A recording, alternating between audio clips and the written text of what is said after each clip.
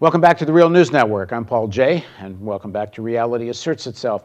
We're continuing our discussion evaluating the presidency of John Fitzgerald Kennedy on the occasion of the 50th anniversary of his assassination. Now joining us again is Peter Kuznick. He's an associate professor of history at American University and co-author of The Untold History of the United States with filmmaker Oliver Stone. Thanks very much for joining us again, Peter. Good to be here, Paul. Chomsky has written a lot on this, and he has, a differing view than you. Let me just read a few of the quotes from Chomsky, so people are at least familiar with what the other side of the story is, or an other side of the story. So, this is from an article that Chomsky writes. 2 weeks before Kennedy's assassination, there's not a phrase in this voluminous internal record that even hints at withdrawal without victory. JFK urges that everyone, quote, focus on winning the war, end quote, is conditioned on victory and motivated by domestic discontent with Kennedy's war. The stakes are considered enormous. Nothing substantial changes as the mantle passes to LBJ. Chomsky further writes, General David Shoup, Marine Commandant through the Kennedy years, reports that when the Joint Chiefs considered troop deployment, quote, in every case, every senior officer that I knew said we should never send ground combat forces into Southeast Asia. Shoup's public opposition to the war from 1966 was particularly strong, far beyond anything said by the civilian leadership, media doves, or others who later presented themselves as war critics. These observations add further weight to the conclusion based on the record of internal deliberations in which JFK insists upon victory and considers withdrawal only on this condition. Had he intended to withdraw, he would have been able to enlist respected military commanders to back him, so it appears, including the most revered figures of the right. He made no effort to do so, preferring instead to whip up pro-war sentiment with inflammatory rhetoric about the awesome consequences of withdrawal. One more quote. There's not a word in Schlesinger's Chronicle of the Kennedy years, 1965 reprinted in 67, that hints of any intention to withdraw without victory. In fact, Schlesinger gives no indication that JFK thought about withdrawal at all. The withdrawal plans receive one sentence in his voluminous text attributed to McNamara in the context of the debate over pressuring the Diem regime. All right, so Chomsky's piece, and we'll do a link to this for people that want to find this. It's a very detailed analysis of the internal record, but the basic thesis is, yes, Kennedy talked about withdrawal, but only based on victory. And right up until, just 2 weeks before he died, that didn't change. Yeah, it's very unfortunate that Kennedy's public statements didn't cohere with his private statements.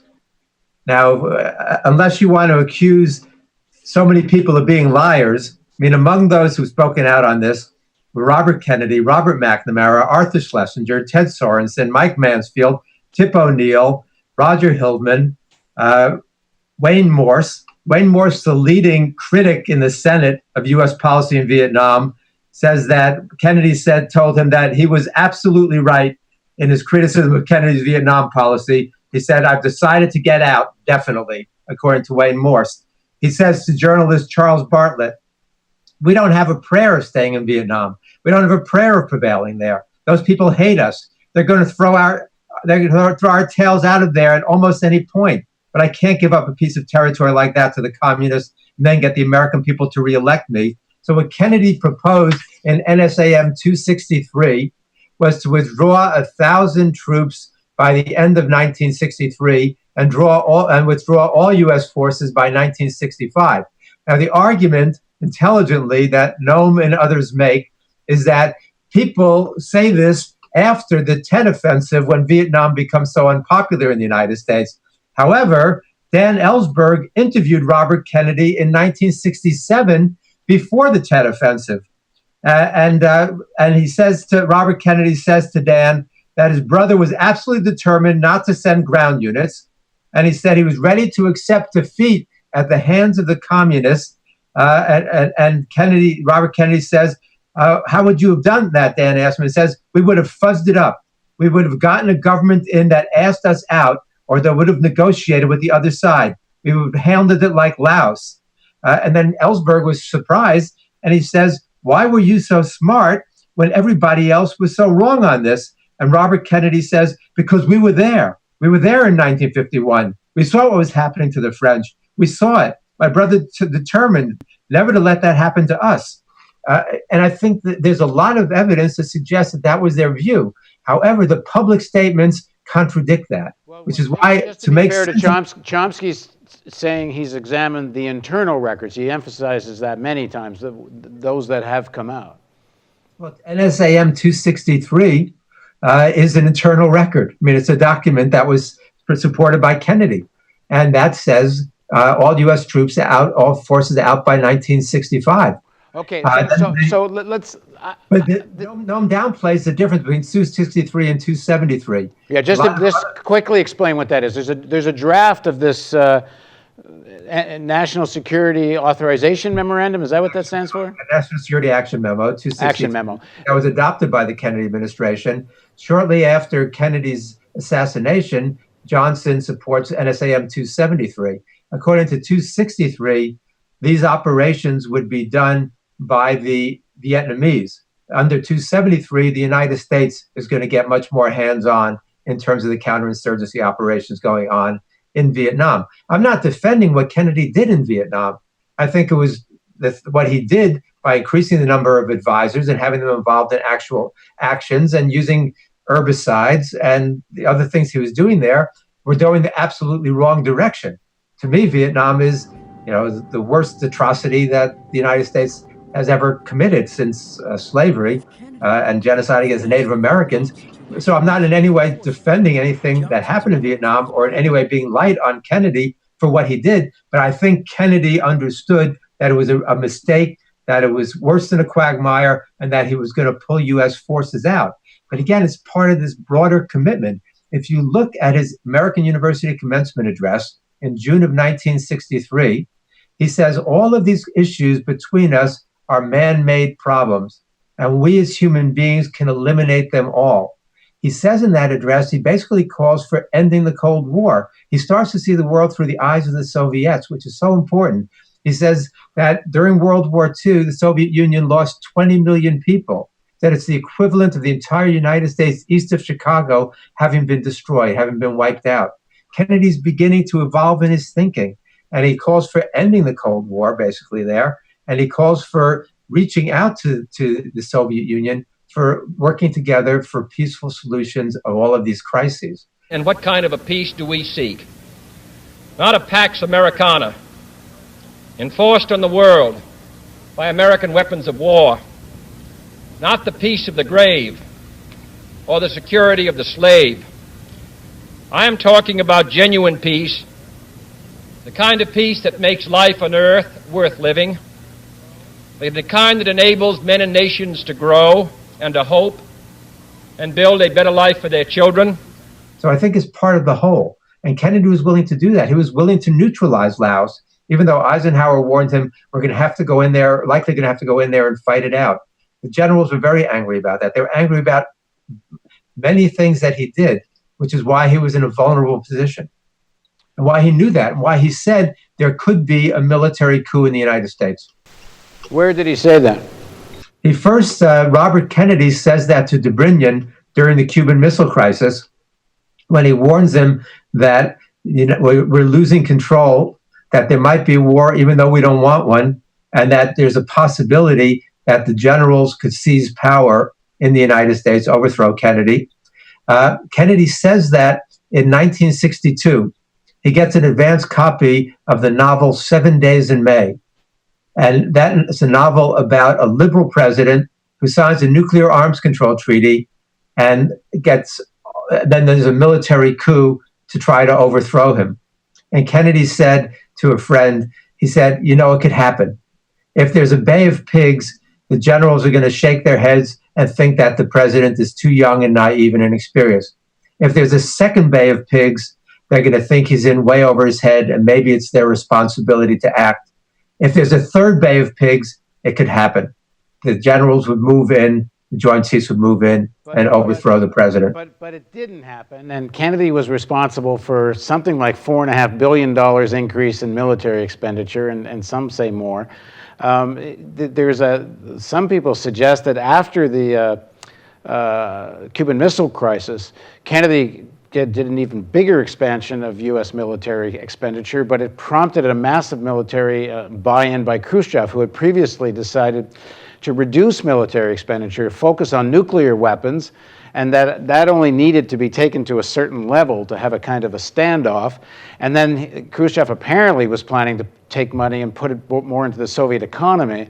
But with the big conventional buildup by Kennedy, then Khrushchev decides they have to do the same thing, and the arms race enters a whole new phase.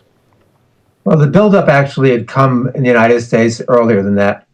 And Khrushchev, as you're saying, that's absolutely correct. Khrushchev did want to cut it back. Khrushchev wanted to invest in domestic, raising the standard of living, wanted to have washing machines and things that people needed, refrigerators, and not waste money on military.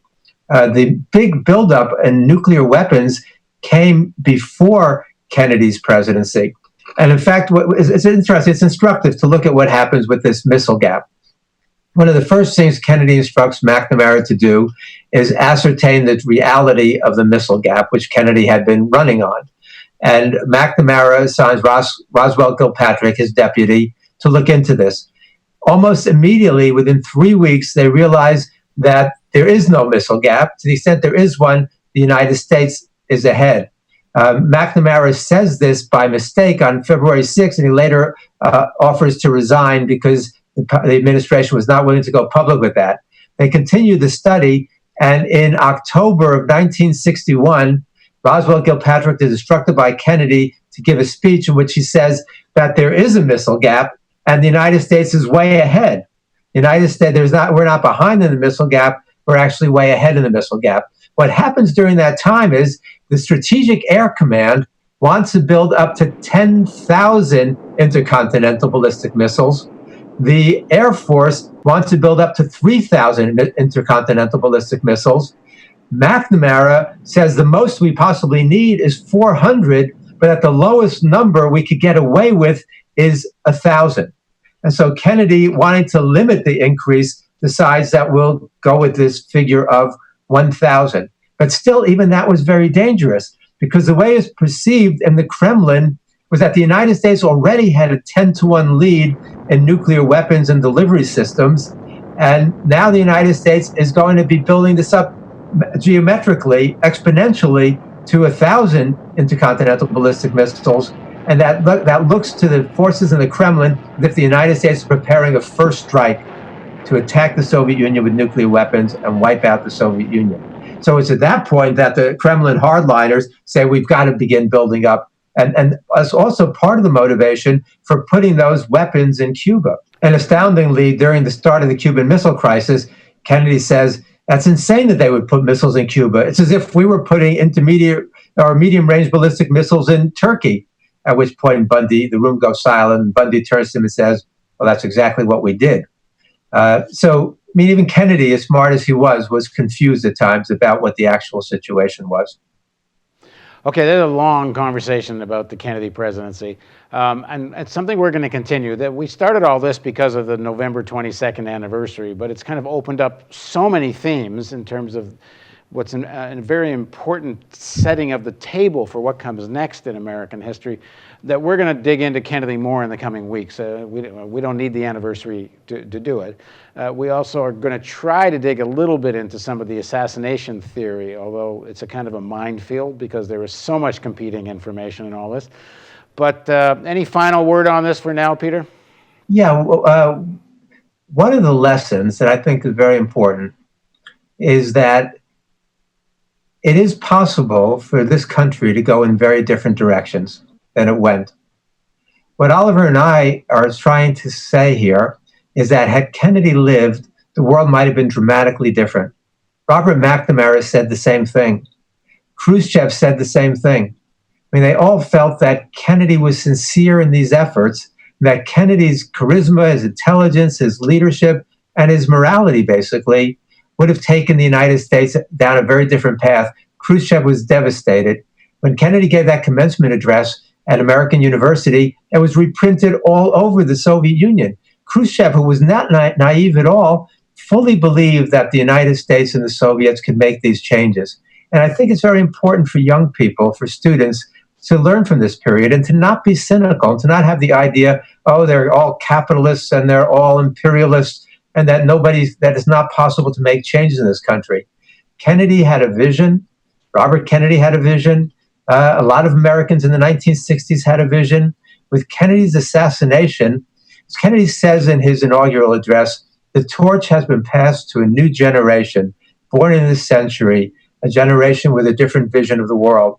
What Oliver and I say is that with the assassination, the torch was passed back to the old generation, to the generation of Eisenhower, of Nixon, of Johnson, and that hope that we all felt in the 1960s, and I'm old enough to have experienced that, was extinguished. And then we become much more cynical about the world. And so I think that Kennedy assassination was a dramatic turning point, but it's important to realize that there were possibilities for change that were lost, that we didn't have to get involved in Vietnam, that we didn't have to go the path we went in terms of the Cold War, and so many of the other things that were developing, like the nuclear arms race, the antagonism toward Cuba, all of these continued to fester and got, I think, much, much worse with the Johnson presidency and the Nixon presidency. This is a matter, obviously, of great debate, and so that's what we're going to do. One of the things we'll do soon in the coming weeks is have a debate about all of this,